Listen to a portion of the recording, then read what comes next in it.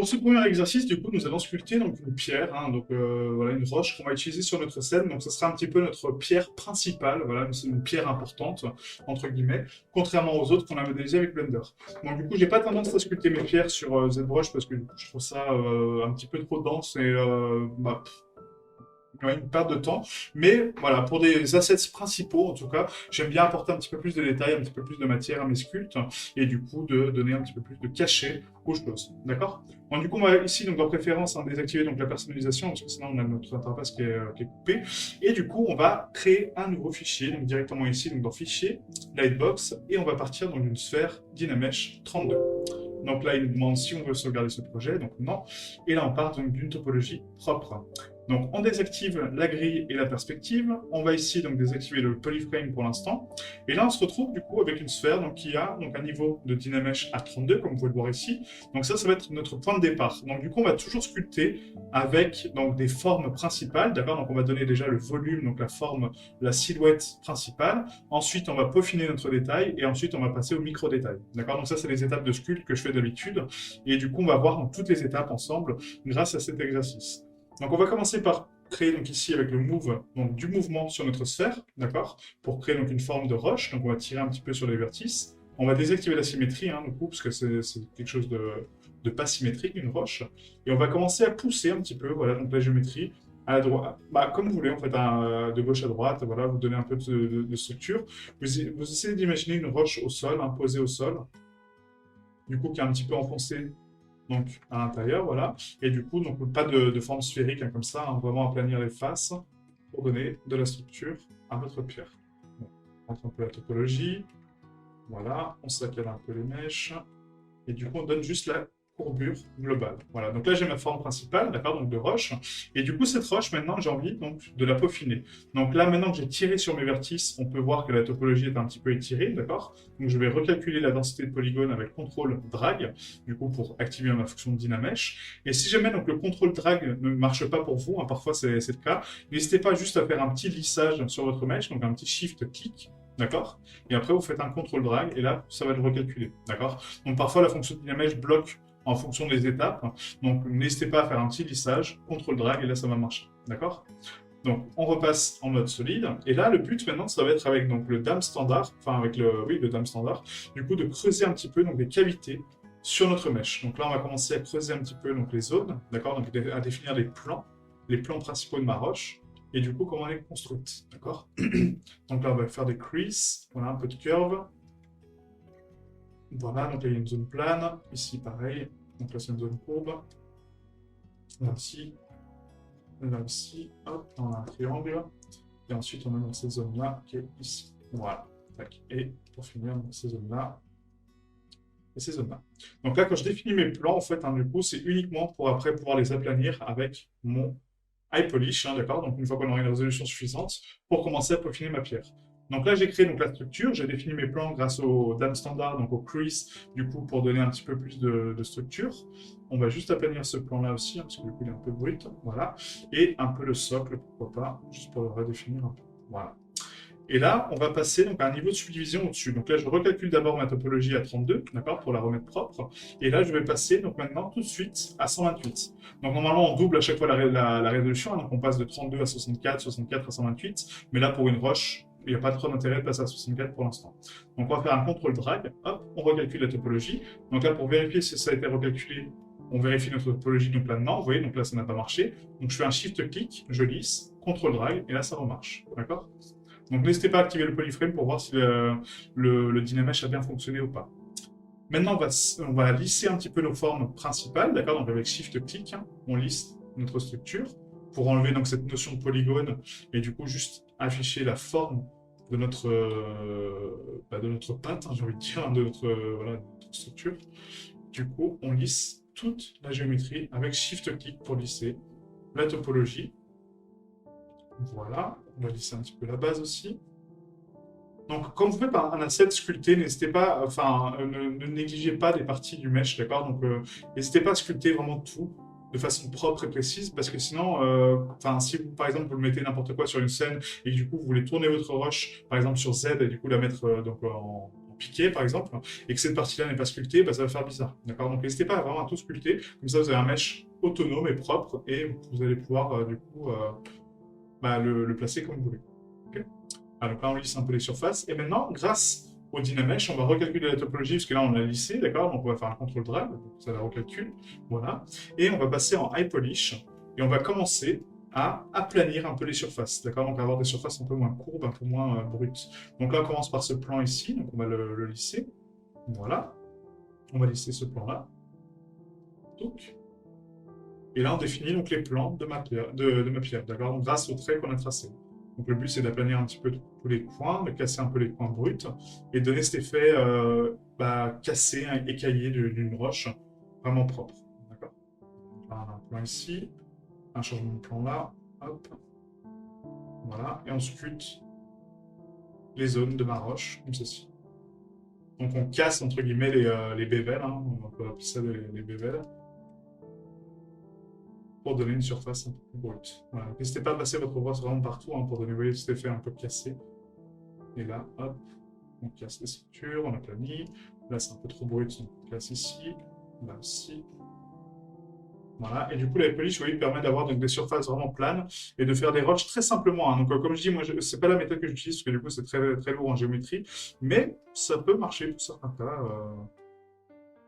entre guillemets, quoi.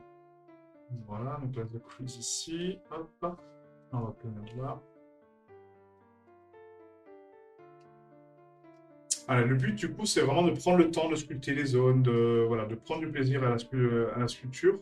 La sculpture est très, très douce pour ça, c'est qu'en fait, on n'a pas de contraintes de topologie pour l'instant, hein. On n'a pas de règles, on n'a pas de choses à vérifier, les normales, les rotations, les scales, etc. Il n'y a pas tout ça, hein, du coup. Donc là, on est assez libre en termes de workflow. Je trouve ça assez doux, en fait, hein, vraiment.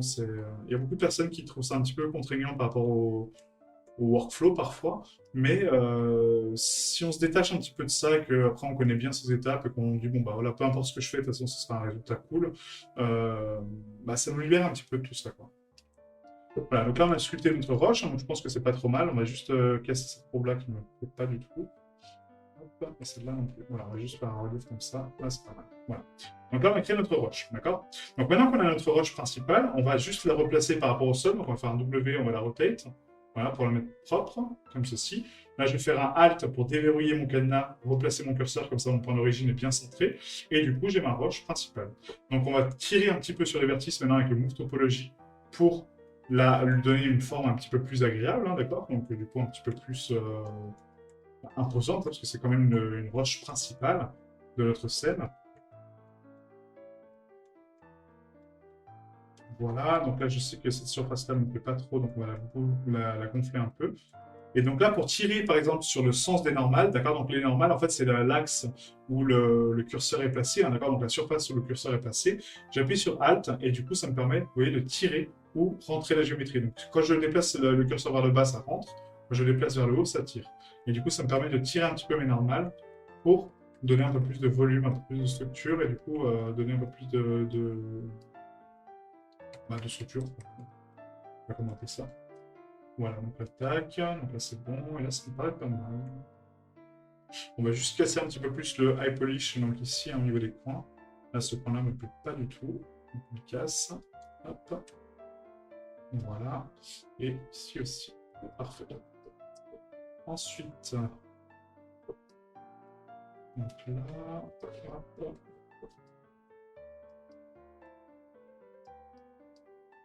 Ah, donc la base, pareil, hein, donc n'hésitez pas à donner de l'importance à la base, hein, vraiment, ici, là on n'est pas trop mal. Donc maintenant, si on regarde donc, la topologie que j'ai de cette roche, hein, du coup, donc voilà, c'est une roche basique, hein, vraiment très simple.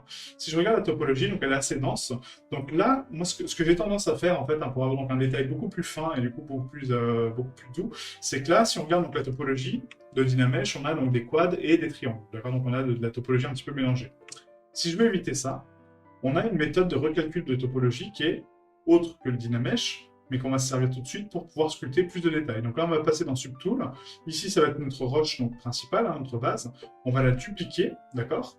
Et du coup, celle-là, je vais la cacher. Donc avec le petit œil ici, on peut cacher donc, un mesh. Hein, on décoche l'œil. Et du coup, ça me cache donc l'œil actif, d'accord? Donc on sélectionne ce nouveau mesh, et ce nouveau mesh, on va appuyer ici sur Z-Remesher. Vous voyez, donc le Z-Remesher, qu'est-ce qu'il va faire?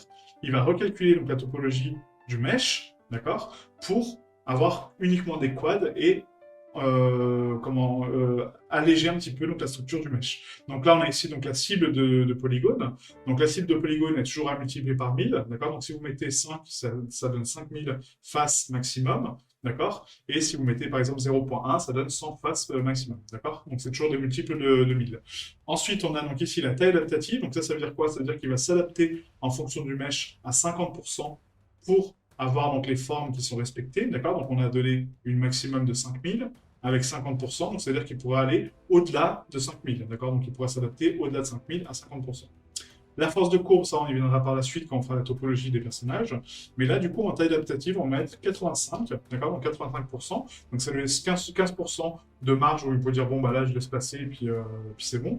Et on va donner 1000 polygones, d'accord. Donc 1000 polygones, donc 1 et 1000 polygones. Et là, on va cliquer sur Z-Remesher. Et là, vous allez voir, donc ça va recalculer mon mesh donc en termes de densité actuelle. Donc on est vraiment très élevé en termes de polygones. Et du coup, en recalculant notre mesh grâce à cette méthode, ça va nous permettre d'avoir une topologie un petit peu plus propre, d'accord, un peu plus claire, et pouvoir tracer des traits beaucoup plus fins, beaucoup plus doux, et d'avoir un détail beaucoup plus intéressant. D'accord. Alors, donc là, on a recalculé notre mesh. Donc, vous voyez, en fait, quand je passe au polyframe, on a une topologie beaucoup plus basse. Les courbes sont respectées, donc c'est parfait, hein, c'est vraiment ce que je veux. C'est très très bien comme ça. Et là, on va garder donc, ce mesh-là pour la suite. D'accord. Donc ça, c'est notre mesh de base. Maintenant, si je veux le sculpter davantage, donc je veux peaufiner certains détails, je vais pouvoir le subdiviser avec la touche CTRL-D. Et là, je subdivise donc une fois. D'accord. Donc j'augmente la topologie x4. OK. Donc on est passé du coup donc, de on est passé de 2000 points, vous voyez, à 9000 points pour le sculpting. Donc là, c'est pas assez pour mon détail, donc je vais subdiviser davantage, CTRL-D, hop. Là, on est passé donc à 39 000. Et là, je peux commencer déjà à dire, bon, bah là, j'ai quand même un petit peu de détail, donc c'est cool. On va prendre donc, pas le snake hook, le pinch, excusez-moi. Et on va commencer à tracer un petit peu donc, les edges pour les affiner et du coup donner un peu plus de structure. Ok.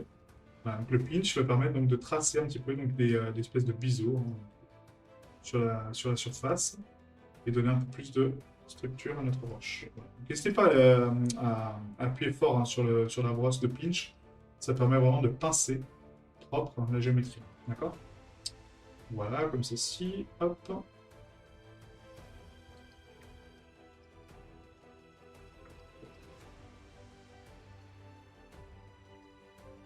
Voilà, donc on va préciser un peu ce qu'on a ici, qui n'est pas très joli. Là, ça ne me plaît pas du tout ici, hein, cette surface. On va la casser. On va détruire le pinch qu'on vient de faire, hein, du coup, vite pour casser ça. Voilà, ah, c'est mieux. Là, pareil, hop. Alors, en fait, le fait de pincer, ça me fait préciser mes angles. Après, on peut les recasser derrière pour les aplanir, en fait, et donner plus de structure de roche dessus. Je trouve ça beaucoup plus joli que ce qu'on avait au départ. Voilà, comme ceci. Tac, tac, tac.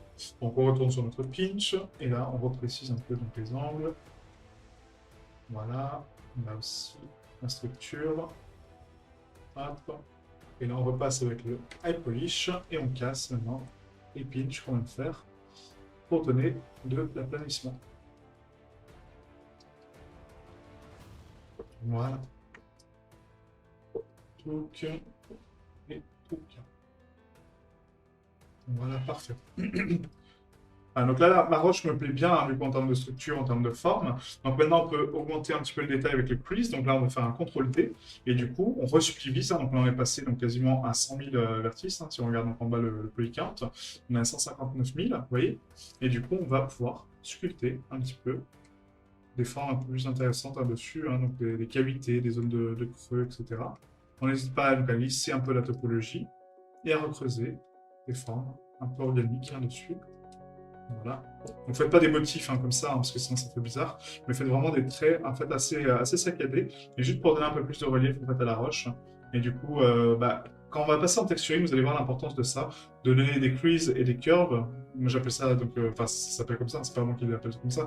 C'est des creases, donc les cavités, et les curves, c'est les curvatures, d'accord, donc les courbures. Enfin, pas les courbures, oui si, les courbures. Les courbures du mesh, quoi, d'accord. Et ça, c'est très intéressant dans le workflow du coup excusez-moi, du texturing, parce que du coup, ça permet de donner beaucoup de cachets aux assets, d'accord? Voilà, donc là, c'est pas mal. Hop. Donc, n'hésitez pas à alterner entre Alt, clic, hein, pour donner donc, des reliefs positifs, et clic pour donner des coulisses, ok? Ça permet juste de casser un peu la géométrie, un peu propre, un peu cool. Voilà. Donc là, c'est pas mal. Hop. Juste un peu ici de saccade, donc ici. On va lisser un peu. On précise la courbe ici. Voilà, et on reprise derrière. Voilà.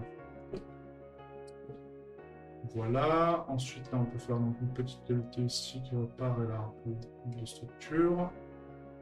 Et là, c'est pas trop mal. Voilà. C'est pas trop mal.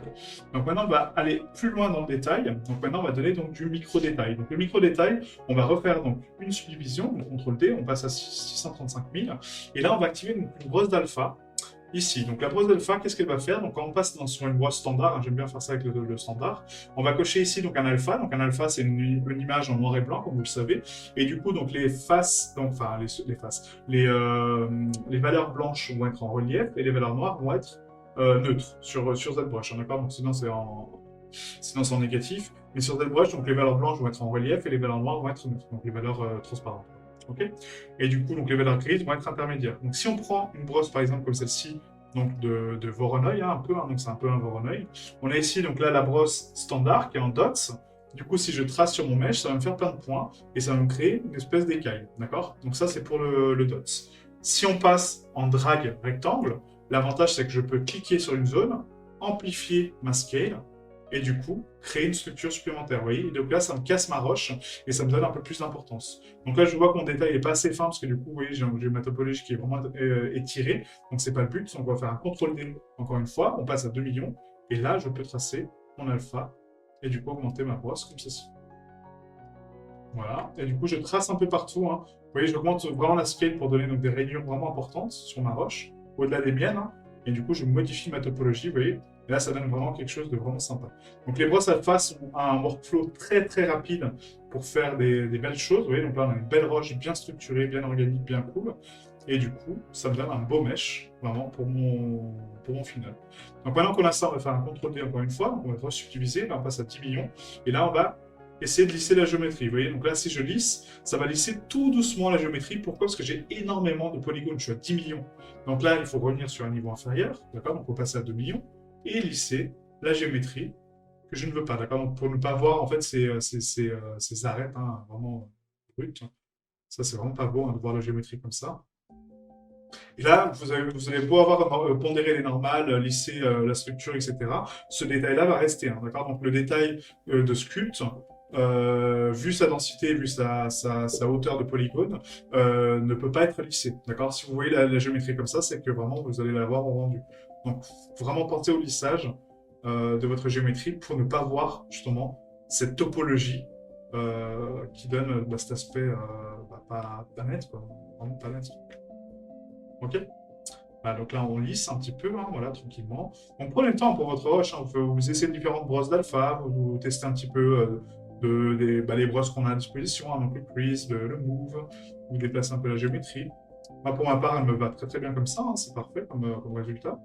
Mais je sais que je vais la peaufiner un petit peu. Voilà. Là, on va la lisser déjà pour commencer. Après, on va la recalculer encore une fois hein, pour diminuer la géométrie parce que là, c'est beaucoup trop dense. Et une fois que j'aurai recalculé, je pourrai sculpter mon micro-détail encore une fois. Voilà. On donne un peu de prise, tac, voilà, c'est pas mal. Et là, c'est nickel. Voilà, parfait. Hop, voilà, un peu ici. Et là, c'est bon. Voilà, donc là, une jolie roche, vraiment sympa, c'est vraiment très très cool. Donc là, 2 millions de points. Maintenant, comment je fais pour donc subdiviser davantage? Donc cette roche-là, je vais la supprimer parce que j'en ai plus besoin. Hein. Vous pouvez la garder au cas où en référence, mais bon, c'est pas la peine. Et là, j'ai mon mesh culte, d'accord, qui a 2 millions de polygones. Donc là, je vais la dupliquer encore une fois. Cette structure, je vais la cacher pour l'instant. On va juste s'occuper donc de la duplication. Et là, je vais refaire un Z-Remesher avec une taille adaptative à 85, d'accord? Donc je reclique sur Z-Remesher, je recalcule mon mesh.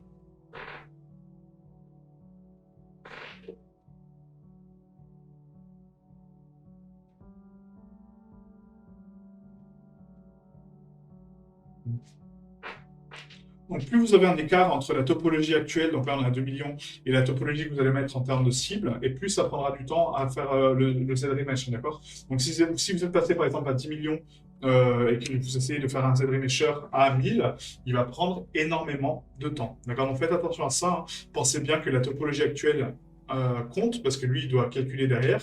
Donc, si vous êtes vraiment très élevé et que vous voulez calculer un niveau très bas, ça va être un peu long. Donc, ça va marcher, hein, mais ça va être très long. Ah, donc là, notre match, vous voyez, donc, est recalculé. Donc, on a une belle topologie, hein. Franchement, c'est vraiment pas mal. Donc là, on est à 3000. Donc moi, j'ai envie d'aller un petit peu au-delà, parce que là, c'est quand même assez dense pour une roche. Donc du coup, on va recasser un petit peu donc, les courbes qu'on a ici. Donc, comment on fait? Ben, on refait un Z-Remesher, toujours à 85, et on recalcule la topologie actuelle. Vous voyez? Donc là, ça me permet d'avoir donc maintenant 3535. Voilà, maintenant, je vais mettre donc ici 50% de taille adaptative, et je vais refaire un Z-Remesher. Et là, il me recasse un peu mes géométries. Donc là, on a un 1600. Parfait. Là, c'est ce qu'il faut. Donc on a la structure globale de ma roche, sauf qu'en faisant ça, maintenant j'ai perdu un petit peu, vous voyez, donc le relief que j'ai au départ. Vous voyez, donc là il y a trop d'écart entre mon mesh sculpte et mon mesh recalculé. Donc comment je fais pour récupérer ma structure de base? Bah, du coup, je cache mon sculpte, d'accord, donc il est caché. J'ai ici mon low poly, hein, d'accord, mon mesh low poly, et du coup je vais le projeter contre la sculpture. Donc pour faire ça, il faut cocher donc la sculpture. Le mesh low poly, on va le mettre en solo, comme ça on ne voit que lui. Et je vais ici donc dans projection, et je vais faire tout projeter, vous voyez. Donc là actuellement en tolérance, en distance, on est à 0.02, donc on va voir si ça fonctionne. Tout projeter. Donc là c'est pas suffisant parce que j'ai pas récupéré cette géométrie ici. Donc on va mettre un petit peu plus, on va mettre 0.1. Okay, tout projeter. Et là on a plus de structure. Parfait. Donc maintenant pour récupérer mon détail, on va faire un CTRL D, on va subdiviser. Tout projeter encore une fois. Voilà, je récupère un peu plus de structure. CTRL D, je subdivise, tout projeter. CTRL D, je subdivise, tout projeter. Et CTRL D, je subdivise et tout projeter. Donc là, vous allez me dire, oui, mais on a réduit la géométrie pour la réaugmenter derrière. Oui, sauf que maintenant, regardez, celui-ci a 2 millions de polygones, d'accord? Et celui-ci, maintenant, en actif, il a 409 000 vertex. Et pourtant, j'ai exactement la même chose que l'autre, d'accord? Si je cache, si je passe de l'un à l'autre, vous voyez pas la différence, d'accord? Et pourtant, là, je suis à 2 millions, et là, je suis à 409 000, pardon. Ok? Donc, on a divisé la topologie de quasiment 5 fois. Donc on va supprimer notre sculpte de base, du coup on en a plus un parce qu'on a récupéré un mesh propre. Et là maintenant, l'avantage c'est que je peux donc aller au-delà pour sculpter donc, mon micro détail, donc ça va être mon ultra high poly, et revenir sur mes niveaux inférieurs de subdivision pour exporter mon low poly et après exporter mon high poly pour le bake dans Substance. D'accord? C'est comme ça qu'on travaille sur ZBrush. Enfin, en tout cas pour ma part. Après, il y a d'autres méthodes, hein, mais pour moi, c'est comme ça que je travaille. Donc là, on va juste préciser donc, les creases et les curves. Donc on va faire un CTRL D. On va subdiviser, donc maintenant on est passé donc, à 1 million. Ok, on va aller plus loin, encore un CTRL D. Voilà, on va passer donc à 6 millions. Et là, on va juste préciser un petit peu donc, les cavités. Donc, hop, sans alpha, bien sûr. Et sans le drag, du coup, le drag rectangle, normalement c'est en dots hein, pour la curve. Normalement, c'est pas en dots, c'est en freehand. D'accord, donc il n'a pas aimé le passage à l'alpha. C'est vraiment très embêtant à ça, parce qu'à chaque fois qu'on active un alpha en fait, sur ZBrush, c'est pour ça que j'utilise rarement les alphas, c'est que ça désactive nos paramètres de brosse. Quoi. Donc là, on va remettre donc ici. Quand vous avez un problème comme ça, vous faites réinitialiser les brosses, d'accord? Et du coup, ça va les remettre par défaut. Quoi. Ouais, là, normalement, c'est bon. Quoi. Donc là, par contre, on a donc l'outil ici donc de dame standard. Donc là, hop, voilà, donc là, on est bon. Voilà, faites une réinitialisation de brosse, et normalement, ça devrait arranger les choses. Quoi. Voilà, donc là, on précise nos creases, on les lisse. Hein, voilà, n'oubliez pas de lisser un peu la géométrie. Hein, voilà, on lisse juste un peu, donc quelques curves en fait importantes, du coup, pour donner juste un peu plus de structure, un peu plus de relief à notre roche. Ok. Suivez bien les courbes qui sont définies, hein, par contre. Hein, ne faites pas des traits à part, parce que sinon ça va casser la structure et ce sera pas très joli, je pense. Après, vous faites ce que vous voulez, hein, mais je pense que c'est mieux de suivre les courbes de la roche existante plutôt que d'en créer de nouvelles, parce que sinon après on doit recommencer la topologie. Voilà, comme ça, hop, là.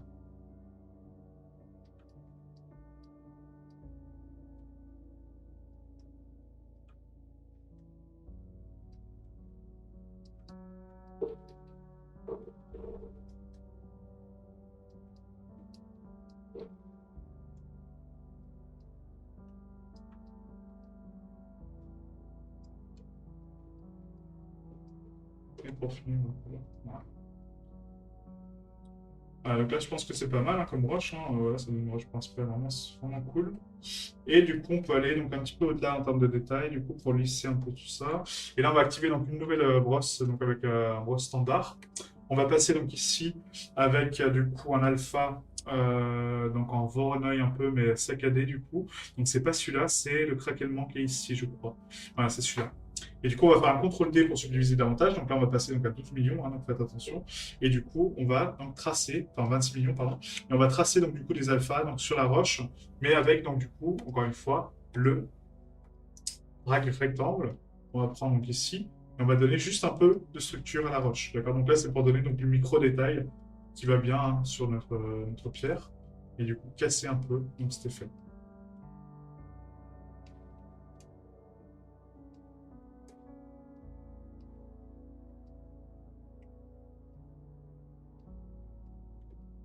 Donc, je suis pas sûr que ce soit le plus pertinent celui-là parce qu'il donne vraiment beaucoup de saccades. Enfin, excusez-moi, je vais faire un CTRL Z parce que c'est pas du tout la brosse qui me plaît.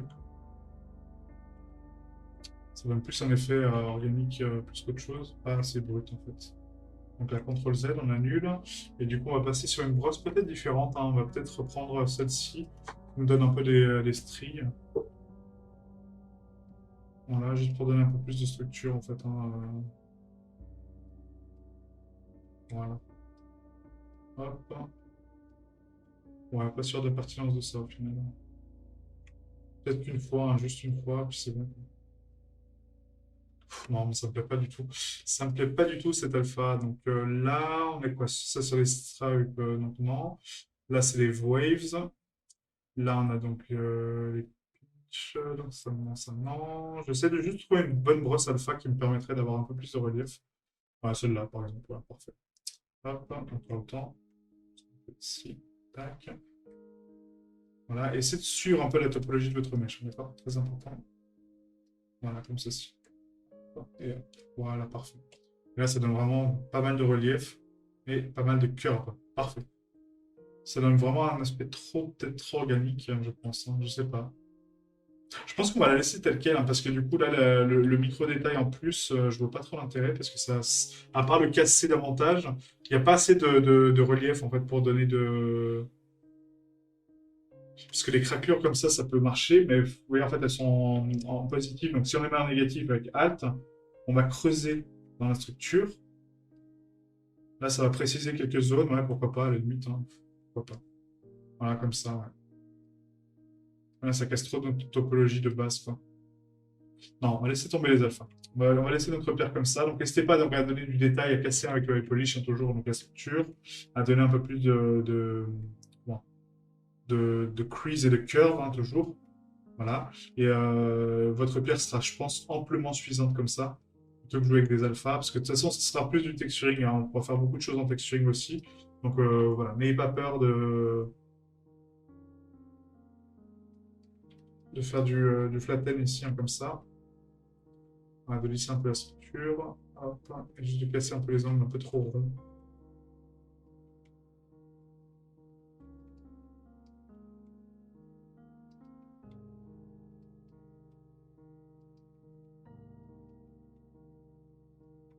Faut pas oublier que le style stylisé, en fait, c'est vraiment l'abus un peu des choses, hein, de la vie, entre guillemets, quoi. C'est l'abus des proportions, l'abus des formes, l'abus des couleurs, l'abus de pas mal de choses, en fait, hein, et du coup, c'est vraiment l'exagération, en fait, on va dire, hein, du coup. Donc, exagérer vraiment les traits en termes de structure, et du coup, ça vous donnera vraiment une pierre stylisée, parce que du coup, là, c'est vraiment trop organique, enfin, trop clair, du coup, pour le coup, et c'est pas assez stylisé, pour ma part, donc, du coup, voilà, on va essayer de corriger ça tranquillement. Juste vérifier après donc, le low mesh, hein, parce que là, je pense pas qu'il sera réadapté. Donc, on va peut-être devoir le recalculer, hein, si jamais. On va vérifier après. C'est un peu too much. Hop. Et voilà, casser les courbes et vraiment accentuer donc, ce côté rock, vraiment brut. Ça va donner vraiment ce côté stylisé qu'on aime bien. Et pas forcément le courbe. Voilà. Tac.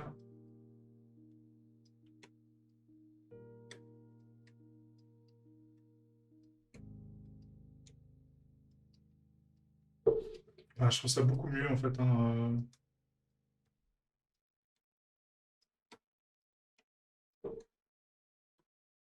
ce qu'on avait tout à l'heure en termes de style zen, en tout cas, c'est vraiment pas mal. Donc l'attaque, on va casser donc ici la roche. Et voilà, vous voyez, la sculpture, ça prend du temps, hein. Donc là, c'est juste une roche, hein, donc imaginez pour un personnage. Donc il y aura énormément de sessions dans ce chapitre, hein. Donc pour ceux qui veulent, enfin, qui ne veulent pas suivre les étapes de sculpture, qui n'aiment pas la sculpture, il n'y a aucun problème, hein. Je vous mettrai donc les fichiers à disposition, donc du coup, avec les ressources du projet. Mais voilà, si vous voulez vraiment vous initier à la sculpture et commencer à comprendre un petit peu l'interface des ZBrush et les outils, bah, cette formation est faite pour vous. Donc, voilà, et là aussi on classe un peu. Et du coup, c'est vraiment faire des changements de plan en fait à chaque fois, parce que du coup c'est vraiment joli. J'aime bien le côté stylisé, hein. Je suis passionné par ça, je sais pas pourquoi, mais c'est vraiment un style qui me plaît beaucoup, déjà à faire et à voir surtout. Voilà, donc là je pense que notre rush est vraiment pas mal. J'aime beaucoup, ouais, c'est vraiment cool. Voilà, ça fait une rush vraiment intéressante, quoi. Ok, nickel. Donc là, maintenant qu'on a terminé notre rush, on va vérifier donc, le niveau inférieur pour voir s'il est toujours cohérent par rapport à ce qu'on a. Donc oui, hein, il est toujours cohérent, donc c'est parfait. Et là, au niveau supérieur, on a notre High Poly Sculpt. Ok. Donc maintenant, on va définir donc, une zone de marge où le détail ne change plus. D'accord. Donc là, par exemple, j'ai d'autres niveaux supérieurs. Donc on est passé à 26 millions, je crois, hein. Là, on est à 1 million. Si je passe au niveau supérieur, est-ce que j'ai une différence? Non. Donc niveau inférieur, ça va être celui-là. Donc là, je vais effacer le niveau supérieur parce que j'en ai pas besoin. On va passer à un niveau inférieur encore. Là, je vois un petit peu de topologie ici, donc c'est pas très joli pour les normales. Donc je reste sur mon niveau supérieur. Parfait. Donc ça va être mon sculpt final. Ok. Maintenant, pour l'exporter, on va ici donc dans notre mesh, on va le renommer déjà. Donc on va renommer ici donc en pierre. On va mettre pierre. On va mettre SM, hein, déjà. Donc SM underscore. On va mettre roche, pas pierre, hein. Roche main, hein, du coup, donc pour dire que c'est un élément central. Et on va mettre ici l'eau. D'accord. Donc là, on va renommer ça en eau. Le low poly, du coup, c'est mon niveau inférieur, donc niveau 1, d'accord, donc ma structure de base. Donc là, on va l'exporter, sauf qu'avant de l'exporter, il faut le déplier sur les UV. Donc ZBrush a des outils aussi de dépliage automatique, hein, comme dans Blender, donc c'est pas très très clean, mais ça fonctionne très très bien pour des roches ou des surfaces organiques ou même nos personnages, vous allez voir, hein, avec d'autres méthodes. Mais du coup, ici, on a UV Master, vous voyez, donc dans la partie Z Plugin. On va cliquer sur Déballer. En symétrie, non, parce que du coup, je n'ai pas de symétrie sur ce mesh, hein, donc j'enlève bien la symétrie. Est-ce que j'ai des polygroupes? Non plus, ça on va apprendre par la suite ce que c'est des polygroupes. Et je veux déballer mon mesh. Donc là, on va cliquer sur déballer, et ça l'a déplié. D'accord. Donc on a ici en haut à gauche un message qui nous dit une île a été générée. Parfait. Donc là, notre mesh est déplié. Maintenant, je vais l'exporter.